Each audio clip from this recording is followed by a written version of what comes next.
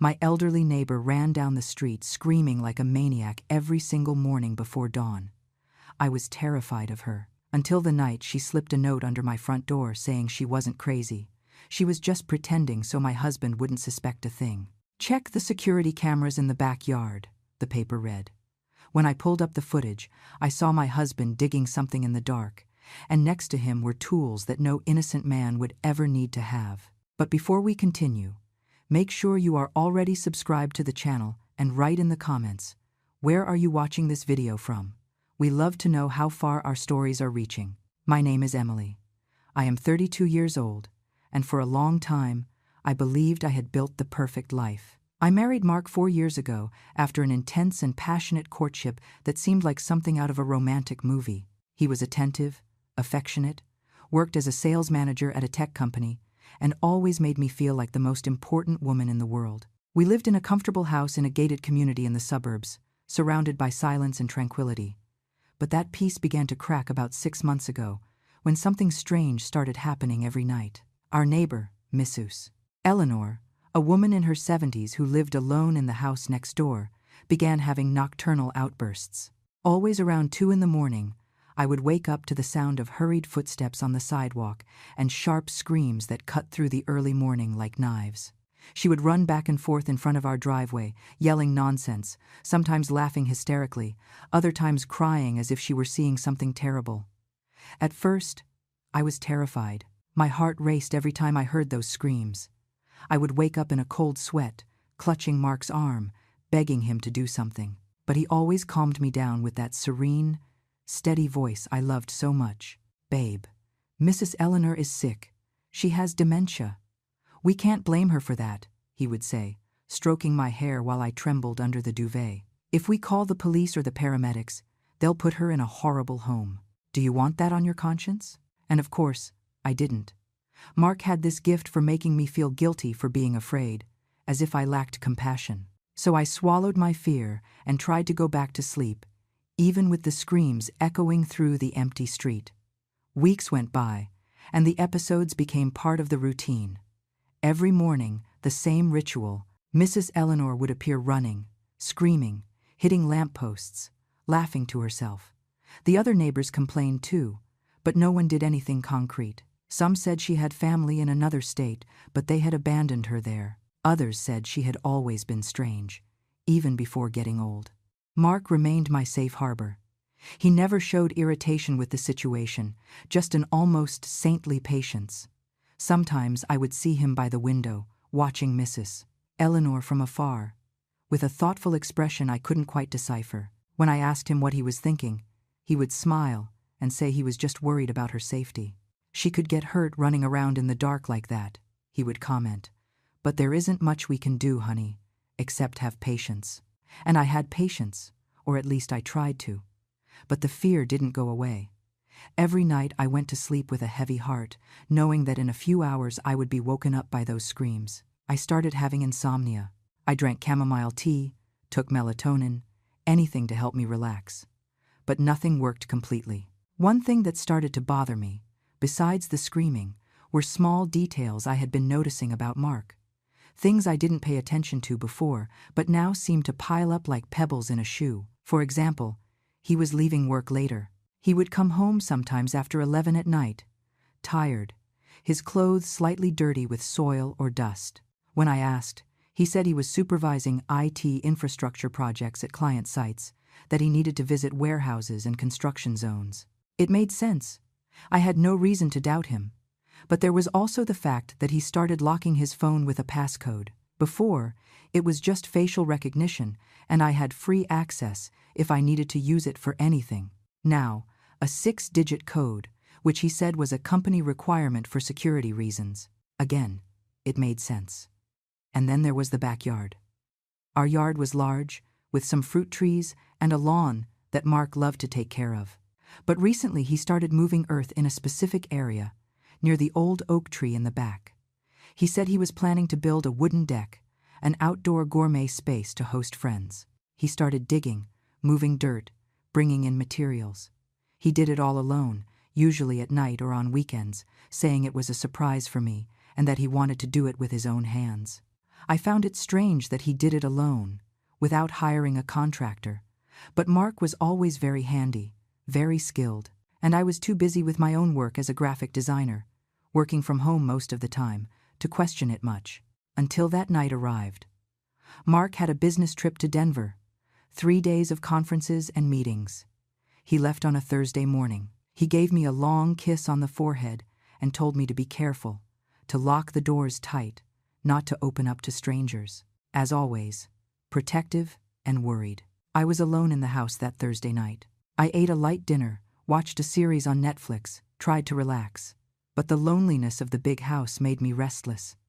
I kept hearing noises, the wind hitting the windows, the creaking of the wood in the ceiling, little clicks that sounded like footsteps.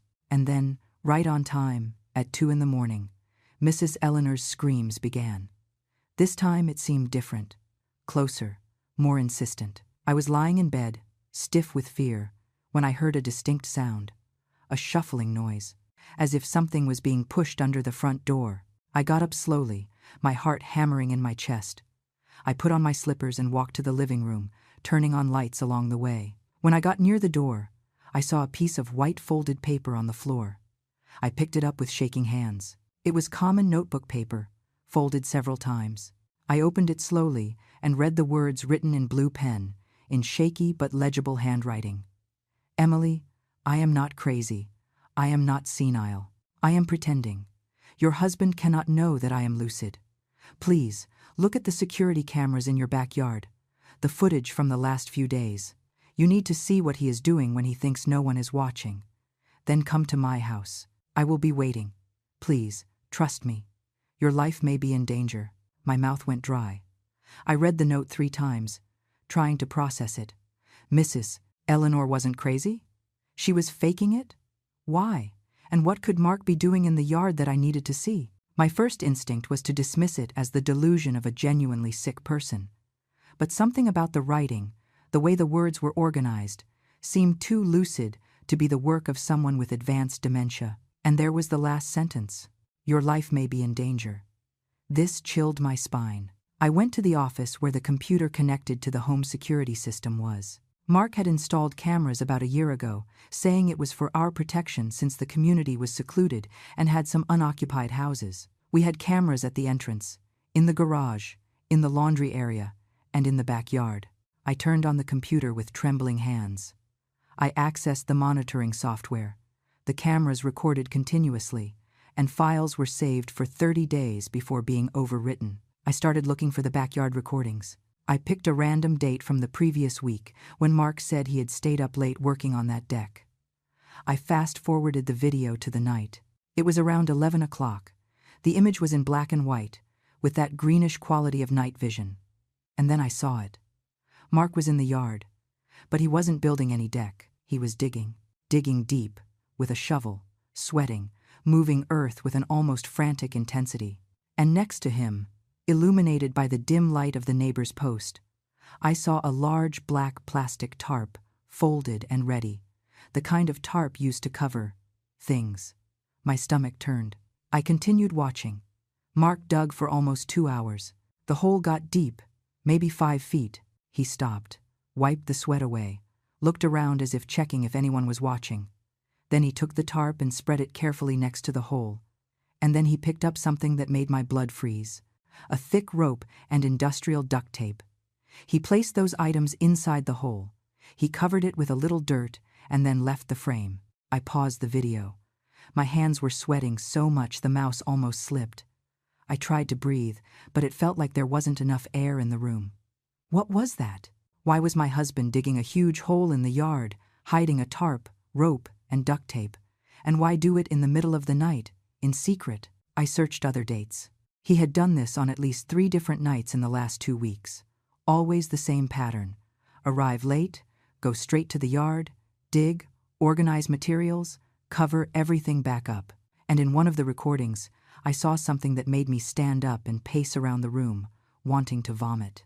Mark was crouching near the hole and had an object in his hand. I zoomed in as much as I could. It was a knife. A large knife, with a black handle, which he wiped carefully with a cloth before putting it in a bag. It wasn't a kitchen knife. It was a hunting knife, the kind that cuts meat with precision. I sat on the floor, hugging my knees, trying not to panic. My husband, the man I loved, who shared a bed with me every night, who kissed me every morning before leaving for work, was digging a grave in our backyard. A grave the size of a human body, and preparing tools that seemed destined to. What? Tie someone up? Hide someone? And the only question hammering in my head, insistent and terrifying, was, who is that grave for?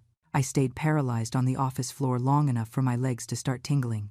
The light from the computer illuminated my face in blue tones, while my brain desperately tried to find a rational explanation for what I had just seen.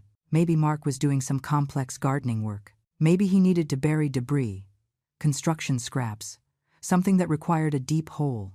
But then, why the tarp? Why the rope? Why the knife?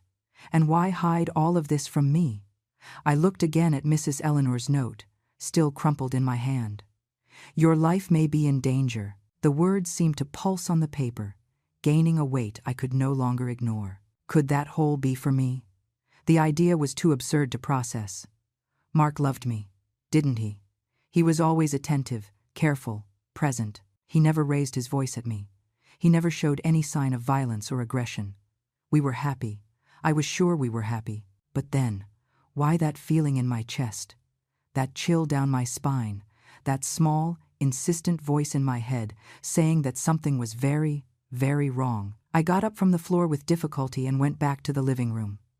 I looked out the window toward Mrs. Eleanor's house. It was all dark and silent now. She had stopped screaming a few minutes ago. The note said to go there, that she would be waiting. Part of me wanted to lock all the doors, crawl under the covers, and pretend none of this was happening. Wait for Mark to come back from the trip, act normal, maybe even ask about the deck casually and gauge his reaction. But another part of me, the part that had just watched my husband prepare what looked a lot like a clandestine grave, knew I couldn't simply ignore it. If Mrs. Eleanor had information, if she knew something I didn't, I needed to hear her.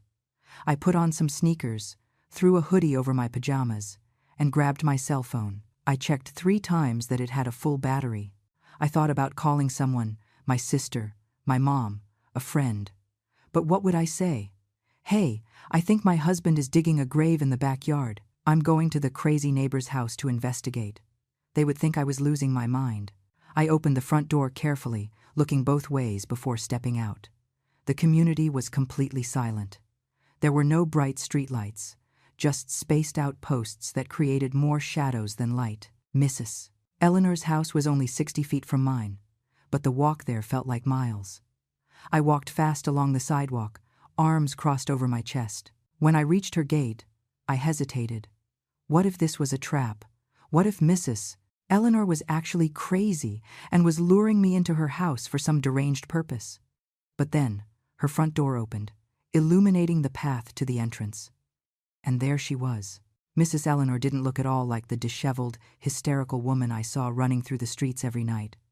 She was wearing simple but clean clothes, sweatpants, and a long-sleeved shirt. Her white hair was pulled back in a low, neat bun. And her eyes, the eyes I always imagined empty and confused, were perfectly lucid, fixed on me with an intensity that made me stop halfway. "Emily," she said, and her voice was steady, with no trace of the performative madness I was used to hearing.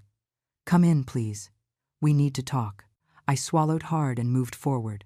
I went through the gate, crossed the small front garden, and entered the house.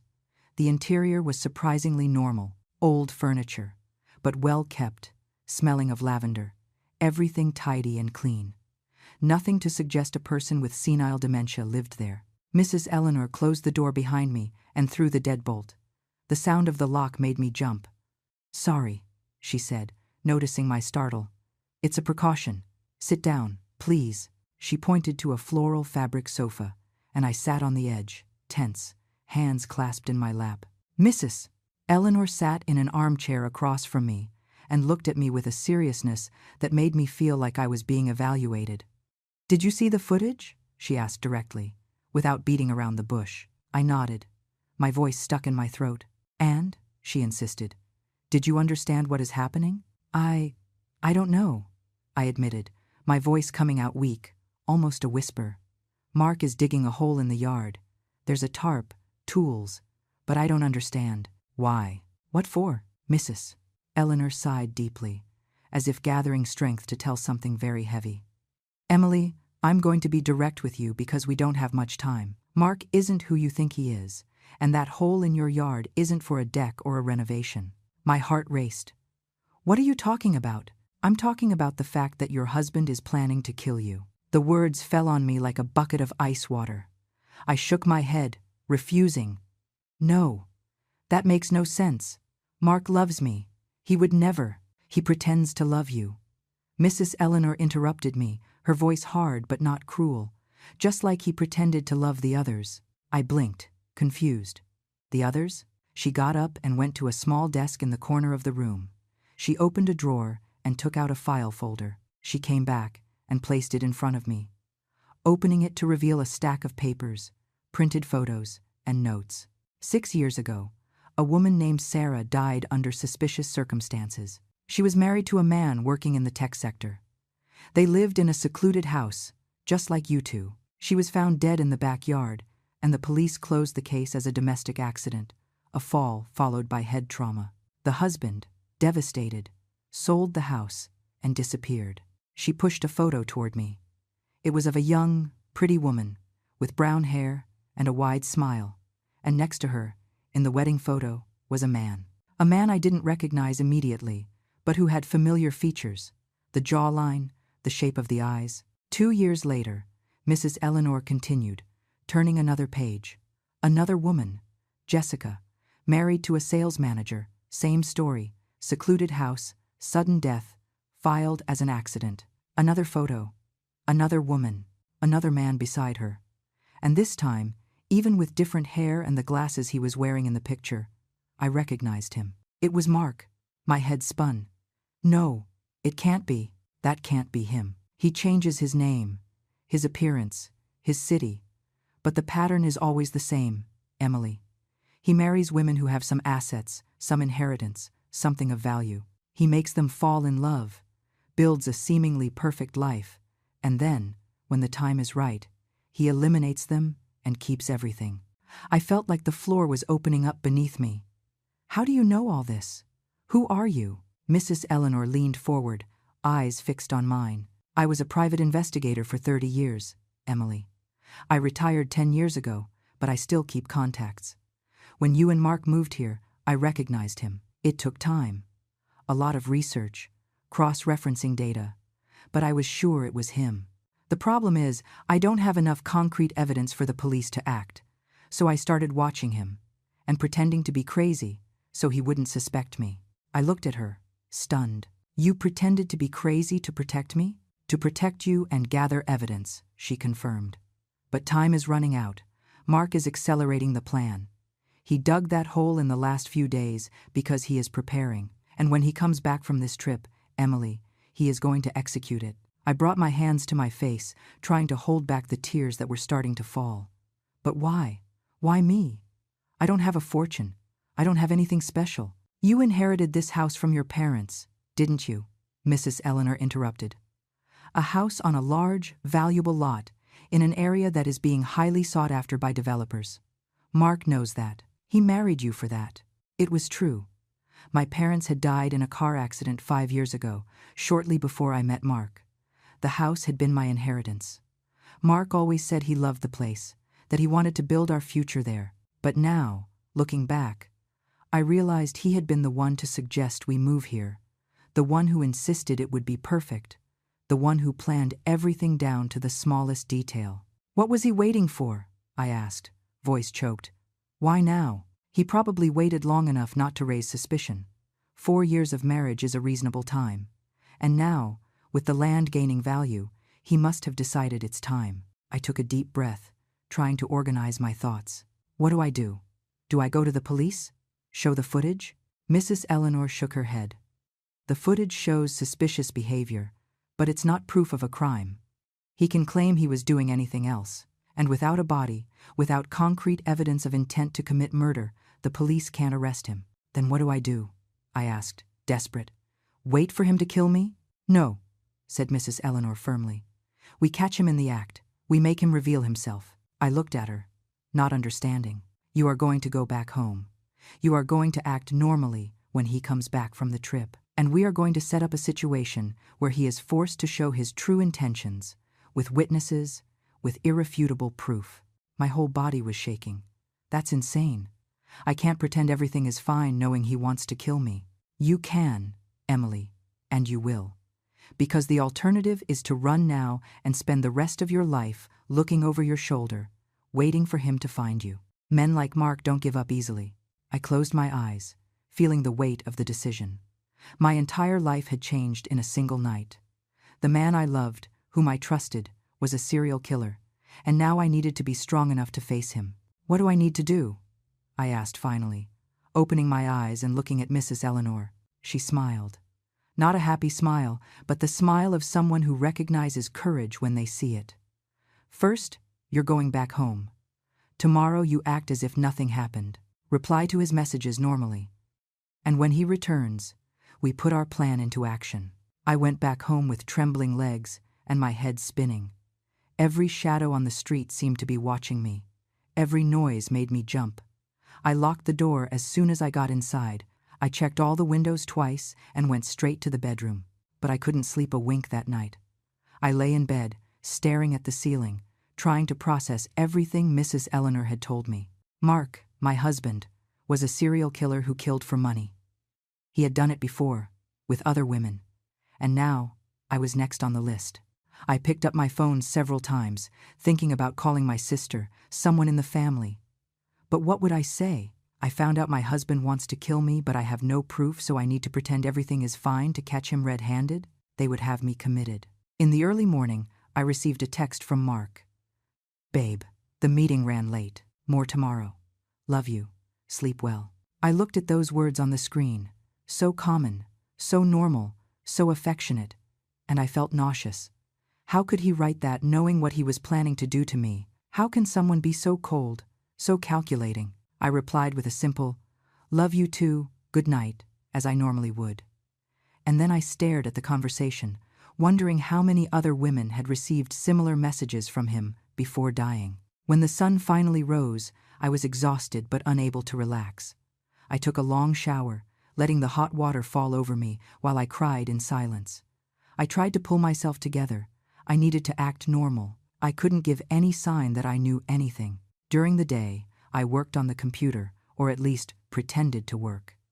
In reality, I spent hours searching the internet, looking for information about the women Mrs. Eleanor had mentioned. I found old news reports, obituaries, some articles about the deaths, and in all of them, the same narrative. Tragic domestic accidents, devastated husbands, no suspicion. Mark had been perfect at covering his tracks. If it weren't for Mrs. Eleanor, he would have been perfect with me too. In the afternoon, she appeared at my door, dressed in her usual clothes, a bit sloppy, hair intentionally messed up, but her eyes were alert, intelligent. Can we talk? She asked, loud enough so it seemed like she was just being a friendly neighbor. I let her in. We sat in the living room, and she handed me a small object, a pearl brooch. It's a camera and microphone, she explained in a low voice. Wear this when Mark comes back. It will record everything. I took the brooch, feeling its weight in the palm of my hand. It seemed so small, so fragile, to carry the responsibility of possibly saving my life. And then? I asked. What is the exact plan? Mrs. Eleanor leaned forward. When he returns, you're going to tell him you need to talk to him about something important. You'll take him to the backyard, near the hole he dug. You're going to confront him, but in a way that makes him feel in control. Men like him love to gloat, to brag when they think they've won. What if he attacks me before that? I'll be watching. I have cameras pointed at your yard from my house. At the slightest sign of real danger, I call the police. But we need him to incriminate himself, Emily. We need him to admit what he's planning, preferably with details. I bit my lip, nervous. What if he doesn't fall for the trap? What if he realizes? He won't realize. Men like Mark are arrogant. He thinks you're too fragile, too naive to suspect him. Use that to your advantage. We spent the rest of the afternoon rehearsing, Mrs. Eleanor made me repeat several times what I should say, how I should act, how to provoke Mark subtly without appearing too obvious. It was like memorizing a script for a play, except the stage was my own house, and the price of a mistake was my life. Mark returned on Saturday night, just as planned. I heard his car pulling into the garage, and my whole body tensed up. I took a deep breath, adjusted the camera brooch on my blouse, and forced a smile onto my face. When he walked through the door, he had his travel bag, and that charming smile that once made me fall in love. He came toward me, hugged me tight, and kissed me for a long time. "I missed you," he murmured against my hair. "You too," I lied, my stomach churning. He dropped the bag and went to the kitchen to get water. I followed him, trying to seem casual. "How was the trip?" I asked, leaning against the counter. "Productive. We closed some good contracts. I'll need to travel again next month, but this time it will be quicker." "Ah," was all I could say. He looked at me, head slightly tilted. "Are you okay? You look tired." "Just didn't sleep very well alone here. The house gets very quiet." "Did Mrs. Eleanor act up?" he asked, and I noticed a strange glint in his eyes at the mention of her name. "She did. Ran around screaming yesterday again. But I'm used to it." Mark gave a small smile. "Poor thing. She's going to end up hurting herself one of these days." The way he said it gave me chills. It sounded more like a prediction than genuine concern. I cleared my throat. "Mark, I wanted to talk to you about something. It's important." He straightened up, attentive. "Sure. What happened?" "It's about the backyard. About what you're building out there." I saw a subtle shift in his expression, an almost imperceptible tension around his eyes. "The deck? What about it?" "It's just, I was looking out the window the other day, and I saw you dug a really big hole there, and it made me curious. Can you show me how it's going to look? I want to understand the project." Mark stayed silent for a moment too long. Then he smiled, but the smile didn't reach his eyes. "Of course, babe. Do you want to go now?" "We can," I replied, trying to keep my voice steady. He put his arm around my shoulders and guided me to the back door. My heart was beating so hard I was sure he could hear it. We passed through the mudroom and went out into the yard. The night was clear, with a full moon illuminating everything with a cold, silvery light. We walked across the lawn until we reached the old oak tree, and there it was. The hole. He had covered it with wooden planks, probably to disguise it, but you could see the edges, the disturbed earth around it. "So?" said Mark, letting go of my shoulder and walking to the edge of the hole. "This is going to be the foundation for the deck. It needs to be deep to be stable." "It seems very deep for a simple deck," I commented, approaching cautiously. "It's just that I want to do something elaborate, with different levels, you know. It's going to be beautiful." He spoke with such naturalness, such conviction, that for a second I almost believed him, almost forgot I was looking at what would likely be my grave. "Mark," I began, and my voice trembled slightly. "I need to ask you something, and I want you to be honest with me." He turned to me with a curious expression. "Sure, ask away. Why did you marry me?" The question took him by surprise. He blinked, confused. "What do you mean, why?" "Because I love you, Emily. You know that. But why me specifically? What attracted you to me?" "Babe, why are you asking this?" he said, taking a step toward me. "Are you feeling insecure? Just answer, please." Mark sighed, as if being patient with a child. "You were special, smart, pretty, independent. When I met you, I knew I wanted to spend my life with you." "And the house?" I asked, my voice becoming firmer. "The house I inherited from my parents. Did that have any influence on your decision?" I saw the change in his face. Subtle, but it was there, the mask starting to crack. "What kind of question is that?" he said, and there was a new hardness in his tone. "It's a simple question, Mark. Did you marry me for the house?" He let out a short laugh, devoid of humor. "You're being ridiculous." "Ridiculous?" I repeated, feeling the anger starting to boil inside me. "I know about the others, Mark, Sarah, Jessica. I know what you did to them." The silence that followed was absolute. Even the crickets stopped chirping. Mark stood completely still, staring at me with an intensity that made me want to run, but I forced myself to stand still, to stare back. And then, slowly, he smiled. But it wasn't the charming, warm smile I knew. It was something cold, empty, terrifying. "So you know?" he said calmly, as if we were discussing the weather. "The crazy old lady told you, didn't she?" I knew she was faking. I should have gotten rid of her first. My blood froze. He had just confessed. He had just admitted everything. "Why, Mark?" I asked, my voice cracking. "Why do this?" He shrugged, hands in his pockets, completely relaxed. "Money, of course. Why else? I grew up with nothing, Emily. I had to work like a dog my whole life just to survive. And then I realized there was an easier way. Lonely women, with assets, desperate for company. It was almost too easy." "You're a monster," I whispered. "I'm practical," he corrected. "And you would have been the easiest of all if that old hag hadn't interfered." He took his hands out of his pockets, and I saw he was holding something. "A rope, but that's okay," he continued, advancing slowly toward me. "This just complicates things a little, but the result will be the same." I stepped back, but he was faster. He grabbed my arm tightly, pulling me toward the hole. "No!" I screamed, trying to break free. And then, suddenly, bright floodlights turned on around the yard, voices shouting, people running. Mark stopped, confused, looking everywhere, and before he could process what was happening, police officers emerged from behind the fence, from the sides of the house, surrounding us completely. "Police! Let her go and put your hands where we can see them." Mark let go of me, stunned. I ran away from him, toward the officers, and there, near the fence, I saw Mrs. Eleanor, holding a tablet, showing the live feed of what had just happened. She had planned everything. The cameras, the hidden police, waiting for the exact moment. Mark was handcuffed, still not seeming to believe he had been caught.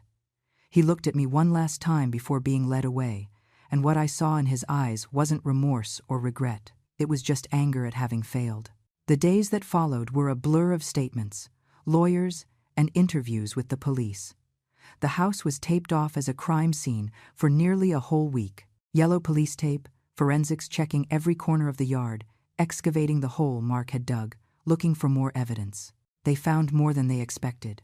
Besides the tarp, the rope, and the duct tape, they found a toolbox buried near the oak tree. Inside it, surgical gloves, more rope, a hacksaw, heavy-duty cleaning products, and written instructions detailing how to dispose of a body without leaving a trace. Mark had planned every step with a coldness that left me nauseous for days. I was forced to stay in a hotel during the investigation. Mrs. Eleanor offered to stay with me, and I accepted without hesitation. I couldn't be alone. Every time I closed my eyes, I saw Mark's face that night, admitting everything with that terrifying calm. The recordings from the camera brooch and the cameras Mrs. Eleanor had strategically installed around the house were fundamental. They captured every word of his confession, every movement. There was no way to deny it, to claim a misunderstanding, or mount a defense. Mark was finished. The investigation deepened. The police began looking into the past cases Mrs. Eleanor had mentioned, Sarah and Jessica. The cases were reopened, exhumations requested, new forensic analyses done, and, one by one, the pieces fit. Mark wasn't just a murderer. He was a meticulous predator who had operated for nearly a decade, changing identities, appearance, cities, always one step ahead of the authorities. He had used at least 5 different names. He had bank accounts in 3 states. And, most disturbing of all, he had a notebook where he wrote details about his victims. When the police showed me the notebook, I felt like I had been punched in the stomach. There I was, Emily, 32 years old, graphic designer, heir to property valued at $1 million. Weaknesses: low self-esteem, emotional dependency, distant family. Strategy: intense romance, quick marriage, gradual isolation from friends, elimination scheduled for after 4 years of marriage. Method: accidental fall, followed by head trauma. He had planned my death from the beginning, from the first meeting, the first conversation, the first kiss. Everything had been calculated, rehearsed, executed with surgical precision. I found my entry next to the notes on Sarah and Jessica. The methods were always similar but adapted to each situation. Sarah had fallen down a staircase. Jessica had drowned in the bathtub. I would be the victim of an accident in the yard, likely pushed into the hole and left there to die, or killed beforehand and buried. I cried for hours after seeing that, not for Mark, but for myself, for how long I had lived beside a monster without noticing, for how I had been manipulated, used, transformed into nothing more than a financial transaction. My family finally found out about everything. My sister, Claire, flew in immediately to stay with me. My mother went into shock and needed medical attention for a few days. Everyone had adored Mark. He had been the perfect son-in-law, the attentive brother-in-law, the exemplary husband. The idea that it had all been a farce, an elaborate performance, was too difficult to process. "How did you not realize?" my sister asked me one night while we were sitting in the hotel room. It wasn't an accusation, but a genuine question loaded with confusion and pain. "Because he was good at it," I replied, staring at the wall. He knew exactly what to say, how to act, when to back off, and when to advance. He studied this, Claire. He studied how to manipulate people, how to read weaknesses and use them. And I was vulnerable when I met him. We had just lost Mom and Dad. I was alone, lost. He took advantage of that. Claire took my hand and squeezed it. "This isn't your fault, Emily.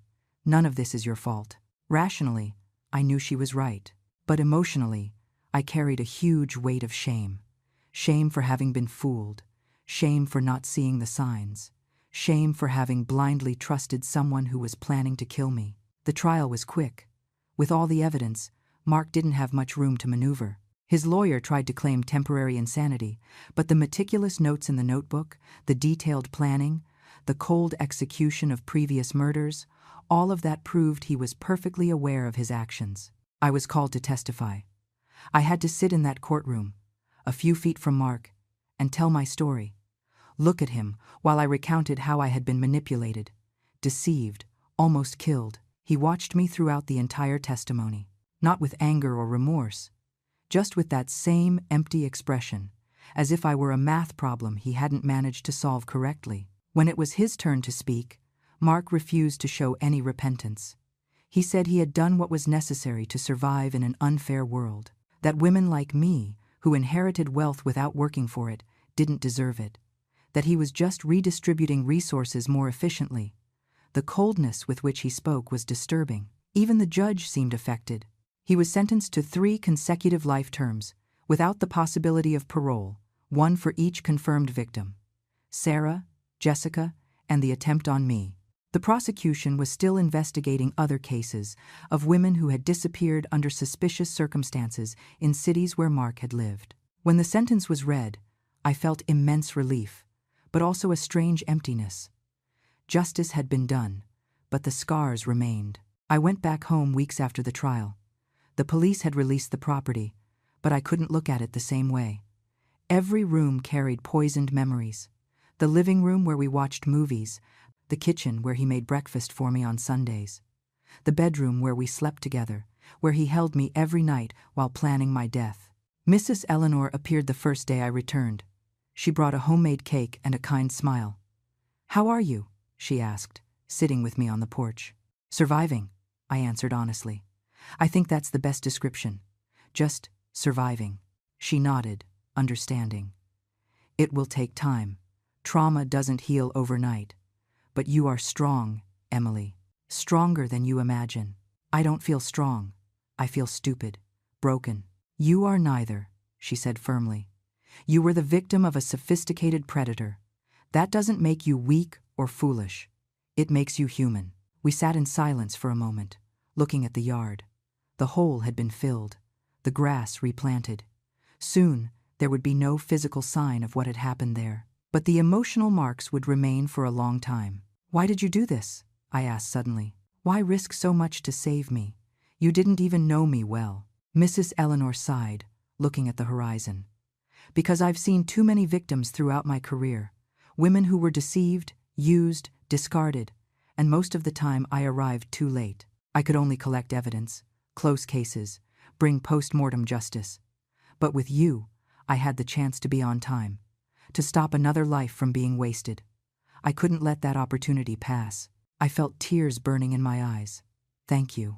Thank you for not giving up on me. She squeezed my hand. You don't have to thank me. Just promise you'll keep living. Really living. Not just existing.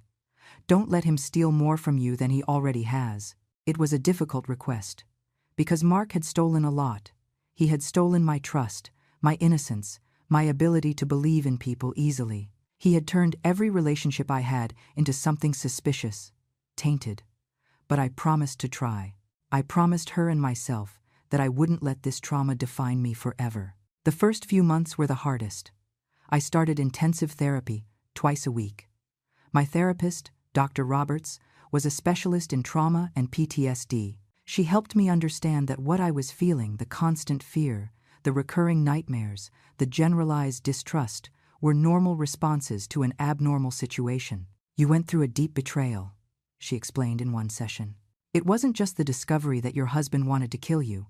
It was the realization that the person you trusted most, who shared your life, your bed, your dreams, was never who you thought he was. That shakes the foundations of what you believe about relationships, about your own judgment. She was right. I questioned every decision I had made, every moment I had spent with Mark, trying to identify the signs I had missed. How had he managed to fool me so completely? What kind of person was I to not have realized I was living with a killer? You are not responsible for his sociopathy, Dr. Roberts insisted always. People like Mark are masters of manipulation. They spend years perfecting their masks. It is not a failure of yours not to have seen through it. Intellectually, I understood. But emotionally, I carried the guilt like a stone in my chest. I sold the house. I couldn't live there anymore. Every room suffocated me. Every shadow scared me. I bought a small apartment downtown, in a building with a 24-hour doorman and cameras on every floor. I needed to feel safe, even if it was an illusion. Mrs. Eleanor moved too. She said she wanted to be closer to downtown, closer to me. She rented an apartment in the same building, 3 floors up. She became more than a neighbor. She became family, the only person who truly understood what I had been through. She introduced me to a support group for victims of domestic violence and abuse. At first, I resisted. I wasn't physically abused, I argued. Mark never raised a hand to me, but he abused you psychologically, Mrs. Eleanor countered. Manipulation is abuse, Emily. Control is abuse, and planning homicide definitely qualifies. I went to the first meeting reluctantly, feeling like I was invading a space that wasn't mine. But as soon as the other women started sharing their stories, I realized I had more in common with them than I imagined. Stories of subtle manipulation, of gradual isolation from friends and family, of gaslighting, when the abuser makes you doubt your own perception of reality, of financial control disguised as care, of veiled threats covered by declarations of love. One woman, Julia, described how her ex-husband slowly convinced her she was incapable of making decisions alone. It started with small things. Let me choose the restaurant, you always hesitate too much. And it escalated to the point where she couldn't even buy clothes without his approval. Another, Mariana, told how her partner isolated her from her entire family, creating fabricated conflicts, making her believe everyone was against her, that only he truly cared. I recognized elements of those stories in my own experience. Mark had never been aggressive or controlling in an obvious way. But looking back, I saw the patterns, how he subtly discouraged me from keeping frequent contact with my family, always with reasonable excuses, how he always knew exactly what to say to make me feel guilty when I questioned something, how I had gradually become dependent on his approval to feel good about myself. I shared my story for the first time in that group. It was liberating and terrifying at the same time. When I finished, I was shaking, tears running down my face. But looking around, I saw only understanding, solidarity, collective strength. You survived, said Julia, taking my hand. You looked evil in the eye and survived. That makes you a warrior. I didn't feel like a warrior. But I was starting to understand that survival itself was an act of courage. I went back to work gradually. Graphic design was something I could do from home, at my own pace. My clients were understanding with the more flexible deadlines I needed. Creativity was hard at first. How to create something beautiful when your inner world was so ugly. But slowly, it returned. Each completed project was a small victory. Proof that I was still capable, still functional, still had value beyond being Mark's victim. Mrs. Eleanor became part of my daily routine. We drank coffee together every morning. She told stories of old cases she investigated, always with lessons included, about resilience, about not letting evil win, about the importance of trusting instincts. Your instinct was trying to warn you, she told me one morning. You felt something was wrong, even without being able to name what. The problem is, we are taught to ignore those instincts, especially women. We are taught to be polite, to give the benefit of the doubt, not to make a scene. But sometimes, making a scene saves your life. I thought about the nights I had spent awake, feeling that strange sensation in my chest when I looked at Mark. The times I mentally questioned something he said, but let it slide. The moments when my whole body screamed, something is wrong, but my head rationalized, found explanations. How do we know when to trust instincts and when we're just being paranoid? I asked. Mrs. Eleanor thought for a moment. I think the question isn't knowing for sure. It's giving yourself permission to investigate, to ask uncomfortable questions, to put your safety above politeness. It's better to be called paranoid and be alive than to be considered trusting and end up dead. It was a harsh truth, but necessary. 6 months after the trial, I received a letter. It was from Mark, from prison. My first instinct was to tear it up without reading. But curiosity won. The letter was short, written in neat handwriting. Emily, I know you probably don't want to hear from me. I don't expect forgiveness or understanding, but I wanted you to know that, of all of them, you were the hardest. Not because of the execution. That would have been simple, but because for a few moments, however brief, I actually questioned if I could really have something real, if I could stop. But the truth is, I don't know how to be anything other than what I am. I don't know how to feel what normal people feel. And maybe in the end, you were the lucky one. You escaped. The others didn't have that chance. I don't know if this offers any comfort, probably not. But I thought you should know. You were the only one who came close to making me want to change. Just wasn't close enough. M. I read the letter 3 times, feeling a strange mix of anger, disgust, and deep sadness. Even now, even behind bars, he was trying to manipulate, trying to plant the idea that I had been special, that our connection had meant something. But it didn't. Not to him, anyway. To him, I was a means to an end. And that letter was just another attempt to exercise control, to occupy space in my head. I tore the letter into tiny pieces and threw it in the trash. I blocked any possibility of future correspondence. He wouldn't deserve another second of my time, any fragment of my attention. But the letter made me think of Sarah and Jessica, the other victims. They hadn't had the luck I had. They didn't have a Mrs. Eleanor watching, protecting, intervening at the right moment. I contacted their families through the lawyers. It was hard, painful. How do you introduce yourself to people who lost loved ones at the hands of the man you called husband? But they were kind, welcoming even. We shared stories, compared notes, cried together. And somehow, that helped. It created a sense of community around the trauma, a shared purpose of ensuring Mark never had the chance to hurt anyone again. Together, we worked with an organization that helped victims of violent crimes. We offered testimonies, participated in awareness campaigns, spoke in schools and universities about signs of abusive relationships, about the importance of trusting instincts, about how predators actually operate. It was emotionally draining. Every time I told my story in public, I relived the trauma. But it was also cathartic. It transformed my pain into something useful, into something that could save other lives. And slowly, very slowly, I began to feel less broken. The scars were still there, and probably always would be.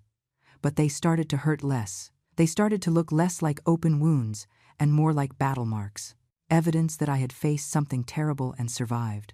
1 year after the trial, I decided to do something I had been avoiding for months. I went back to the neighborhood where I lived with Mark. Not to the house that had already been demolished by a developer, but to the neighborhood, the streets I used to walk, the places that were part of my life before everything fell apart. Mrs. Eleanor went with me.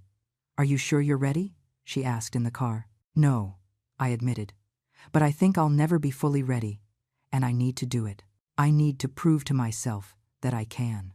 We arrived in the late afternoon when the sun began to dip on the horizon, dyeing everything in orange tones. The neighborhood was busier than I remembered.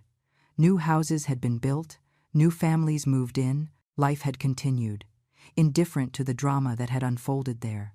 We walked slowly down the street.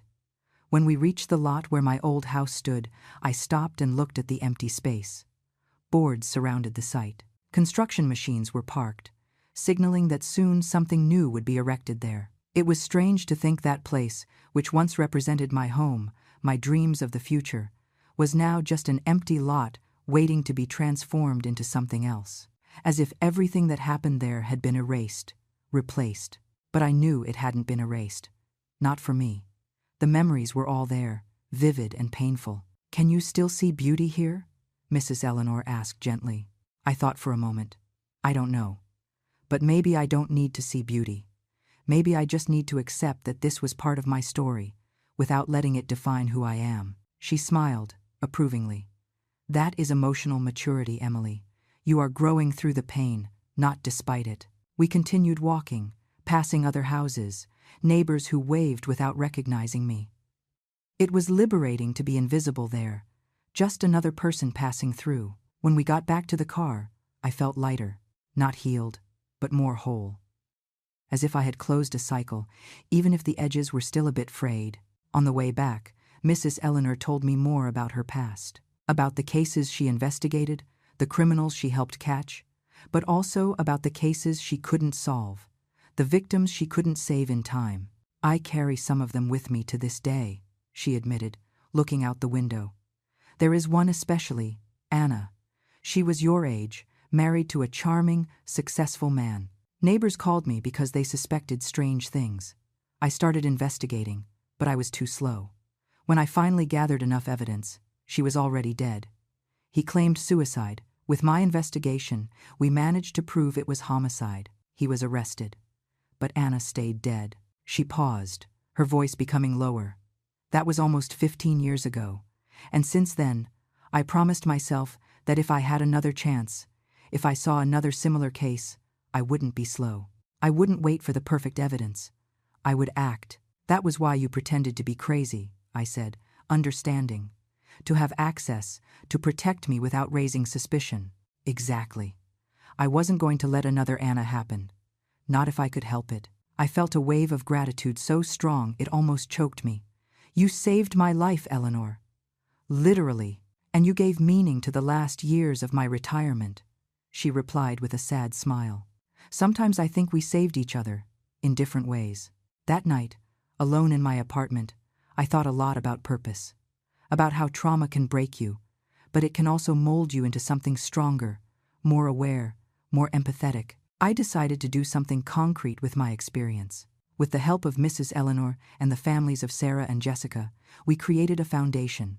The goal was to offer support to victims of abusive relationships, educate on warning signs, and fund investigations of suspicious cases that authorities weren't prioritizing.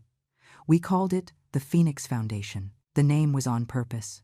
The idea that even after the most absolute destruction, it is possible to be reborn. It wasn't easy. Bureaucracy, fundraising, structuring. But every obstacle overcome seemed like a small revenge against Mark. Every life we touched, every woman we helped escape dangerous situations was a way to transform my pain into something positive. We started small, a modest office, 2 employees besides me and Mrs. Eleanor.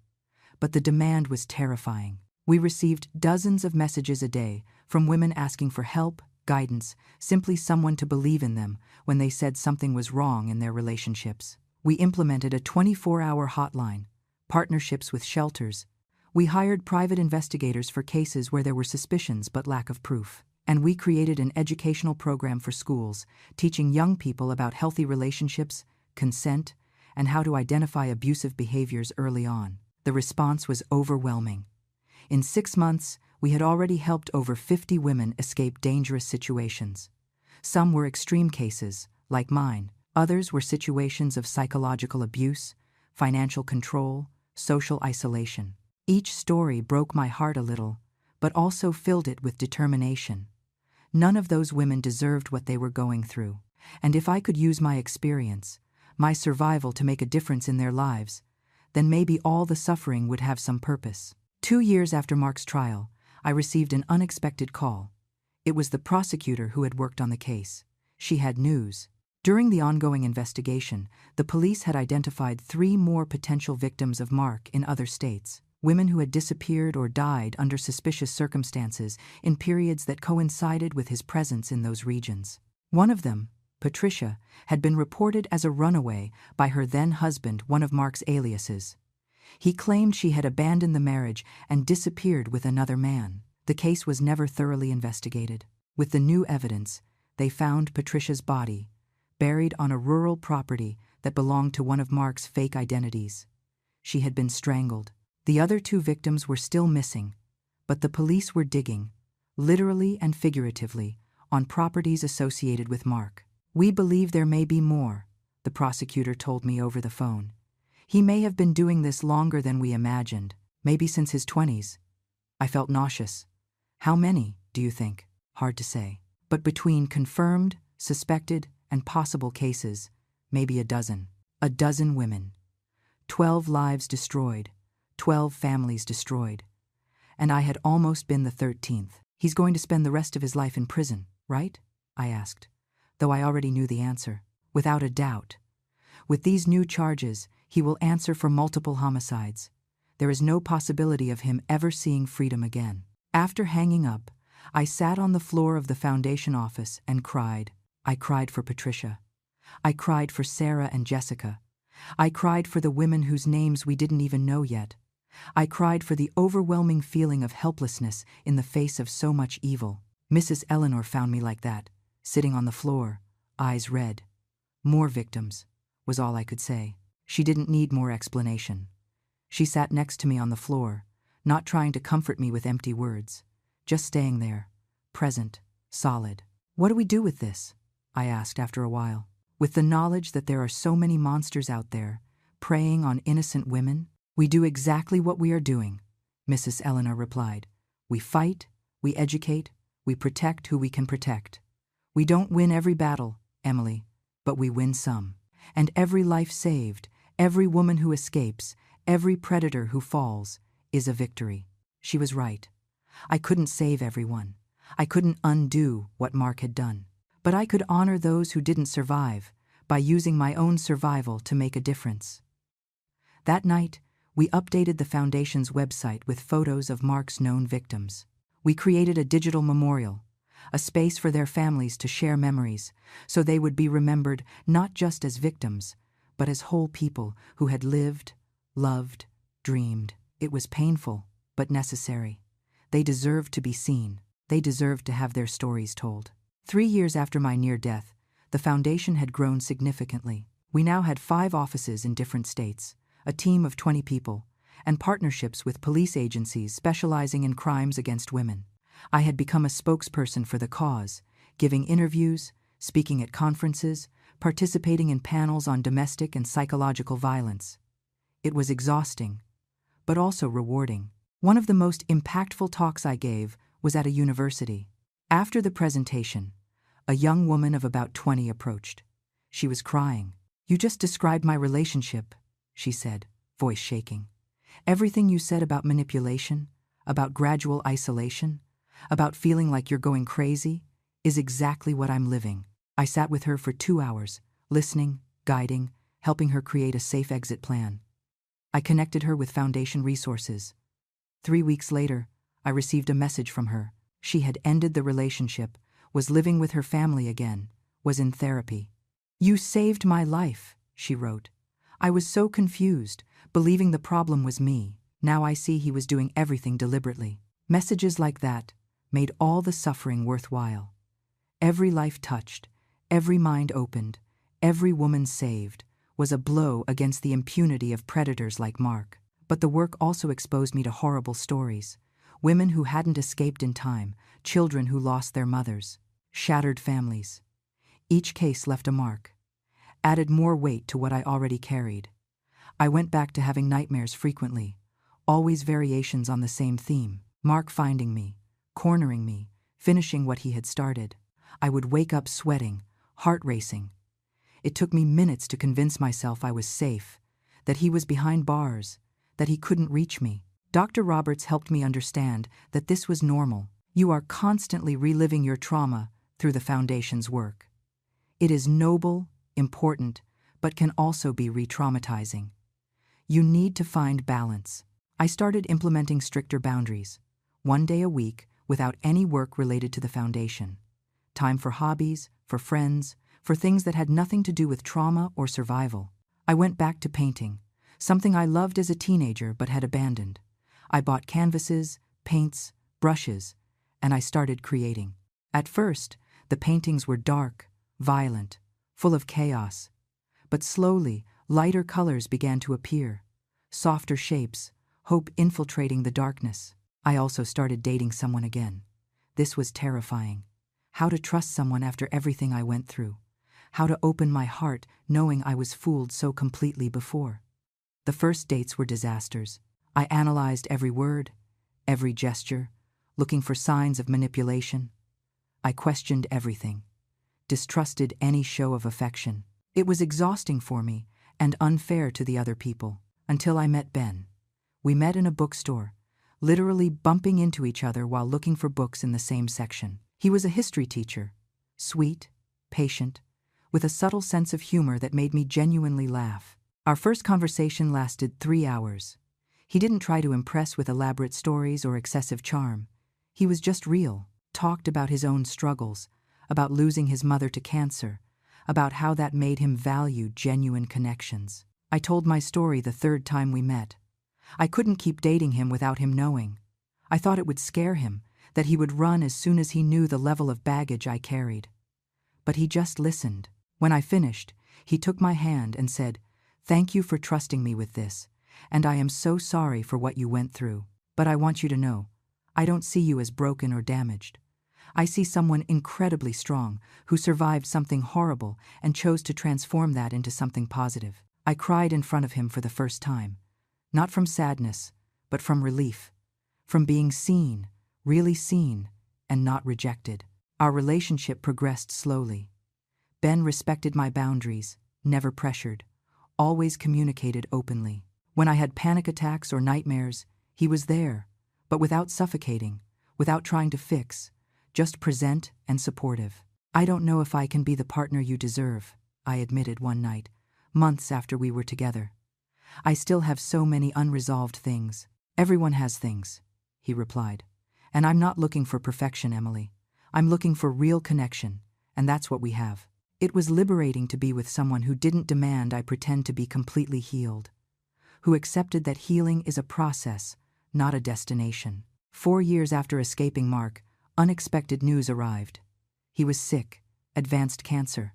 Doctors gave him a few months to live. I don't know what I felt when I heard. It wasn't satisfaction exactly, nor compassion. It was something more complex, more confusing. He asked to see me. Through his lawyer, he sent a formal request. Said he wanted to make things right before dying. My first reaction was to refuse flatly. Why give him the privilege of my presence? Why risk putting myself in a vulnerable position again? But something pulled me. Maybe the need for closure. Maybe curiosity about what he could possibly have to say. Maybe just the desire to look him in the eye one last time. Not as a victim, but as a survivor. I consulted Dr. Roberts. "There is no right answer here," she told me. "But if you decide to go, go prepared. Go with someone. And remember, you owe him nothing. Not forgiveness, not understanding, not peace of mind." I decided to go. Mrs. Eleanor insisted on accompanying me. Ben wanted to come too, but I thought it would be too much. Some confrontations we need to face only with the people who were there from the beginning. The prison was cold, sterile, with that characteristic smell of disinfectant and despair. We went through several levels of security before finally being taken to the special visitation room. Mark looked different, much thinner, hair completely gray, skin with a yellowish tone. The cancer was visibly consuming him. But the eyes, The eyes still had that calculating glint I remembered so well. He was sitting in a wheelchair, handcuffs on his wrists, despite clearly being too weak to pose any physical threat. I sat at the table across from him. Mrs. Eleanor stood behind me, a silent, protective presence. "Emily," he said, and his voice was raspy, weak. "Thank you for coming." I didn't answer, just watched, waiting. He coughed, a deep, painful cough. "I know I have no right to ask for anything, but I wanted to apologize to you before I die." "Apologize," I repeated, without emotion. "For trying to kill me? For killing other women? For destroying entire families? For everything," he said, looking away. "I know it means nothing now, but I need to say it. I was wrong. Everything I did was wrong." Silence settled between us. I studied his face, looking for sincerity, for genuine regret, and what I saw was nothing. His words were empty, mechanical. Even now, at death's door, he was acting. "You don't feel real remorse, do you?" I asked calmly. "You're sorry you got caught. Sorry you're dying in prison instead of free and rich. But not for the women you killed." His eyes returned to me, and for a brief moment, the mask slipped. I saw coldness there, the same coldness from that night in the yard. "I feel what I can feel," he said finally. "I'm not like you, Emily. Never was. I don't know what remorse feels like the way normal people do." "Then why call me here? What do you really want?" He sighed. "Maybe I just wanted to see you one last time. See the one that got away. You were the only one who won, you know. All the others. I won, but you defeated me." And there it was. Even dying, it was still about winning or losing, about control, about power. I stood up from the chair. "I hope your last months are long and painful, Mark. And I hope you spend every second thinking about all the lives you destroyed." I started to turn to leave. "Emily!" he called, voice a little louder. I stopped, but didn't turn around. "You'll never be completely free of me. I'll be in your head forever. Every relationship, every moment of doubt, every nightmare. I won more than you think." I turned and looked at him one last time. "You're wrong. You didn't define me. You were a horrible chapter in my life, but you are not the whole story. I choose who I am, and I choose not to let you have power over me." And I walked out, Mrs. Eleanor by my side, her hand firm on my shoulder. Outside the prison, I breathed in the fresh air deeply. I felt like I had just climbed a huge mountain. "How are you?" asked Mrs. Eleanor. "Good," I replied, and I realized it was true. Better than I expected. He tried one last manipulation, one last attempt to make me feel he still had power over me. But he doesn't. Mark died 3 weeks later. I didn't go to the funeral. I didn't send flowers or condolences. I just kept living, kept working, kept healing. His death closed a chapter, but it didn't open new wounds. I had already processed the trauma.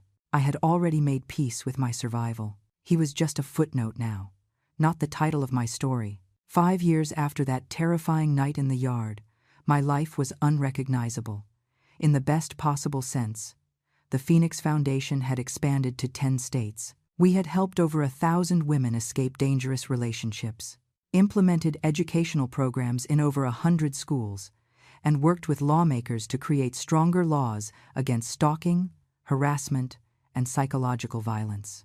Ben and I got married in a small, intimate ceremony, surrounded only by people who truly mattered. It was so different from my wedding to Mark. That had been a show, an elaborate performance. This was genuine, full of real love, real vulnerability. Mrs. Eleanor was my maid of honor.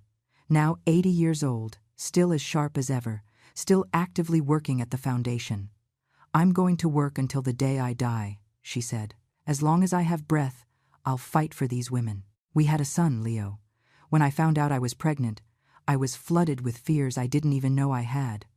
What if I carried some damage so deep I couldn't be a good mother? What if I projected my fears onto him? What if trauma prevented me from loving him as he deserved? But when he was born and I held him for the first time, all those fears dissolved. Looking at that perfect little being, so vulnerable, so trusting, filled me with a renewed purpose. I was going to raise a son who understood consent, who respected boundaries, who recognized signs of abuse. I was going to raise a good man in a world that desperately needed more good men. On a summer afternoon, sitting on the balcony of our apartment with Leo sleeping in my lap, I looked at everything we built. Me, Mrs. Eleanor, Ben, the whole team at the foundation. My cell phone buzzed. It was a message from one of the women we had helped recently. A photo of her and her children in a park, smiling, free. "You guys saved me," the message said. "Thank you for helping me see I deserved more." Tears filled my eyes, but they were good tears. Mark had tried to destroy me. He had dug a literal grave for me, planned my death with the same coldness he planned breakfast. But he had failed, and in the process, inadvertently given me a greater purpose than I would ever have found otherwise. I looked at Leo, then at Ben, who was reading on the living room sofa, then at the photo of the foundation on the wall, Mrs. Eleanor and I cutting the ribbon at the opening of our biggest office. I had survived, I had healed, I had thrived. Mark was right about one thing. I would never forget him completely. The scars were still there. They probably always would be. But they didn't define me. They were just part of my story, not the whole story. I was Emily, survivor, founder, wife, mother, advocate, warrior. And I was alive gloriously, defiantly, gratefully alive. And that, in the end, was the greatest revenge of all. Living well, loving well, making a difference. Mark had dug a grave, but he was the one who fell into it. I was here, under the sun, breathing fresh air, holding my son, planning the future. I had won.